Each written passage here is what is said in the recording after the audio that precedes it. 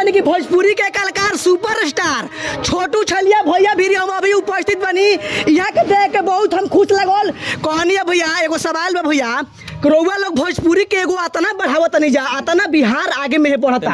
हाँ, बिहार कतना आगे में बढ़ता। और एगो गाना पूरा हिट भई रहे जो कि आज से हम बचपन में रही, उ गाना अतना मने बजत रहे कि हय रे उठलाली हय रे काजरा।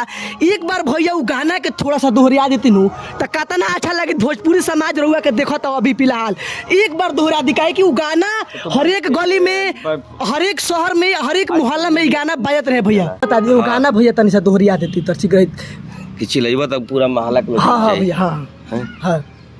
हाय रे होठलाली हाय रे कजरा जान मारे तोहरो टू पीस घाघरा ए गोरी कहियो तू करवैबू मार झगड़ा ए गोरी। ई गाना भैया इतना हिट भई रहे, इतना हिट भई रहे, पूरा बिहार में गड़गड़ाते रहे। वो घड़ी के समय में हम तो घड़ी बचपन में बचा रहे रही, लेकिन हम गाना हम सुनत रहे भैया।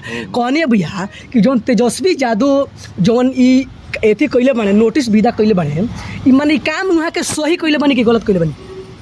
ये विषय पर तो बातें मत करो, हम गाना गइला गाना पर बात करो ना। हाँ वो सब के हटाओ, वो सब के भैया छोड़ दी ना। हाँ। चलिए देख सकता नहीं कि अभी यहाँ के बात सुन के हमारा बहुत अच्छा लगला कि यहाँ लोग के चलते भोजपुरी आगे में बढ़ता भैया, बिहार आगे में बढ़ता।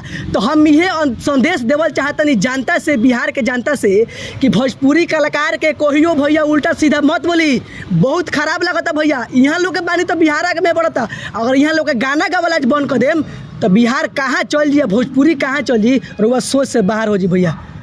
और बात सुन के भैया बहुत हमारा दिल में खुशी मिला। लेकिन और बात बा, हमने गाना गइला से हमने के तो एक पैसा भाई बिजनेस बा सब लोग के। और गाना गइला से ना गइला से बिहार के प्रगति थोड़े होई।